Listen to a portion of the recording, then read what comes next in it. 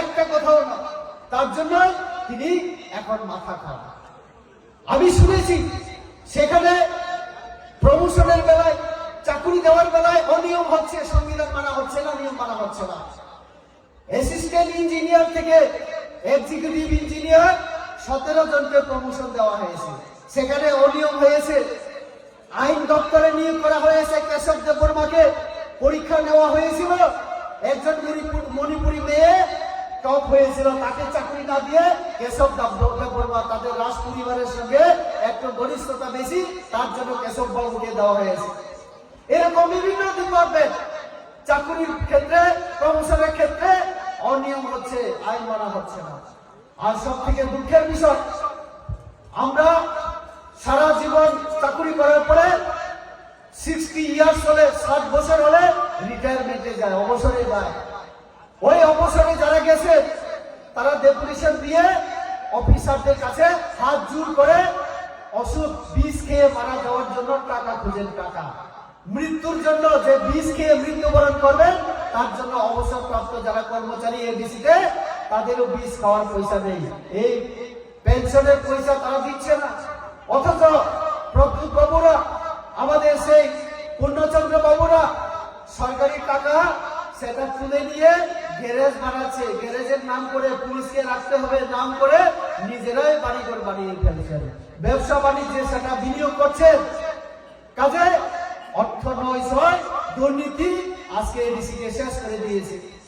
এডিসিতে আমরা বলেছি, আমরা যখন ক্ষমতায় আসবো আমরা এডিসিকে সাজিয়ে তুলবো। 25 বছর শেষে আমাদের জিতেন বাবুরা কিছু করেননি। আমি যখন জনজাতি মোর্চার রাজ্য সভাপতি ছিলাম এবং আমি যখন এমপি হলাম, আমি যখন এমপি পুইলা আর 19টা সম্প্রদায়কে নিয়ে 2019-এ 13 তারিখ নভেম্বর মাননীয় মুখ্যমন্ত্রী তৎকালীন বিপ্লব কুমার দেবকে আমি একটা চিঠি লিখেছিলাম। সেই চিঠিতে উল্লেখ করে আমি বলেছিলাম যে 19টা সম্প্রদায়, জনজাতি সম্প্রদায় এডিসিতে আমরা যারা বসবাস করছি, জনজাতি সহ বাঙালি অংশের যারা, সবার উন্নতির জন্য এডিসির যে পরিকাঠামো, এডিসির যে স্ট্রাকচার, এডিসির যে নিয়ম কানুন, এডিসিকে টাকা দেওয়ার যে নিয়ম, এই নিয়মে এডিসির উন্নয়ন সম্ভব না। আমরা চাই ভারতবর্ষের যে সংবিধান, যে সংবিধানের 6ষ্ঠ তফসিল মোতাবেক আমাদের এডিসি গঠন করা হয়েছে, এই এডিসির নিয়ম কানুন পাল্টানোর জন্য সংবিধান সংশোধন করা দরকার। এবং সেটা হচ্ছে 125তম সংবিধান সংশোধন। আমি মাননীয় মুখ্যমন্ত্রী তৎকালীন বিপ্লব দেব, ওনাকে আমি চিঠি লিখেছিলাম। সেই সময় এই প্রদ্যুৎ দেববর্মা এনজিও করতেন, হয়তোবা কংগ্রেস করতেন, তখন এনজিও করেননি। 2019 নভেম্বর মাস ওনার বোন প্রকা দেবী আমার বিরুদ্ধে ক্যান্ডিডেট ছিলেন কংগ্রেসের, তিনিও কংগ্রেস, ওনার বোন কংগ্রেস, ওনার মা কংগ্রেস। এখন যদিও ওনার এক বোন আমাদের বিজেপিতে, ওনার মা এবং প্রকা দেবী এখনো কংগ্রেসে, এবং শুধু এই প্রদ্যুৎ বাবু এখন কথা। তো তাহলে দেখুন আপনারা, আজকে যে মুখ্যমন্ত্রীর কথা বলছেন প্রদ্যুৎ বাবু, এটাতেও একটা রাজনীতি আছে। তিনি তো রাহুল গান্ধীর সঙ্গে বন্ধু।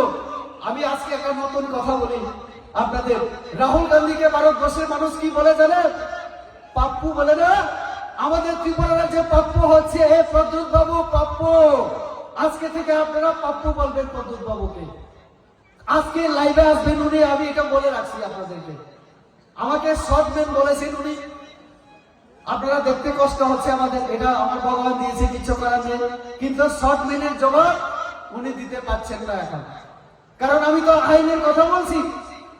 তো উনি, আমি পাপ্পুই জন্য বলছি, ওই যে রাহুল গান্ধী যেমন ইলেকশনের সময় খুঁজে পাওয়া যায় না, জলে ঝাঁপ মারে কিসের জন্য? মাছ ধরার জন্য। বিহার ইলেকশন চলছিল, বিদেশে হঠাৎ করে ঘুরতে গেল, খোঁজাখুঁজির পরে ইলেকশনের 2 দিন আগে এলো, মানুষজন নেই, কিছু করার নেই, বুঝতে পেরেছেন কংগ্রেস হারবে, গুহারা হারবে বিহারে। তিনি ওই যে ক্যামেরাম্যান কিছু নিয়ে গেলেন, সাংবাদিকদের কিছু নিজের ক্যামেরাম্যান, জলে জাপ দিয়ে ওই মৎস্যজীবীদের সঙ্গে সাধারণ মানুষ, আমিও সাধারণ মানুষ, এই পরিচয় দেওয়ার জন্য জলে জাপ দিই। আমি ছিলাম সেই দিন শিলাসুরি। আমি সাংবাদিকদের বলেছিলাম উনি জলে ডুব দিলেন তো দলটাও ডুববে, দেখবেন বিহার ইলেকশনে তাদের রেজাল্ট খারাপ হবে। এই কথাই তো হলো। আজকে আমি এখানে দাঁড়িয়ে বলছি তার বন্ধু প্রদ্যুৎ বাবু উনি ত্রিপুরা রাজ্যের প্রাপ্য। আগামী 2026 এডিসি নির্বাচনে বিজেপি যখন এডিসিতে ক্ষমতায় আসবে উনি এভাবে কথাই বলবেন যে বিজেপি মানিক শাহর নেতৃত্বে রিগিং করে জয়লাভ করেছে, আর তারা ভোট চুরির অভিযোগ এনে সিপিএম কংগ্রেস মাথা আন্দোলন করবে আমাদের বিরুদ্ধে। আমি আজকে এখানে ঘোষণা দিয়ে গেলাম।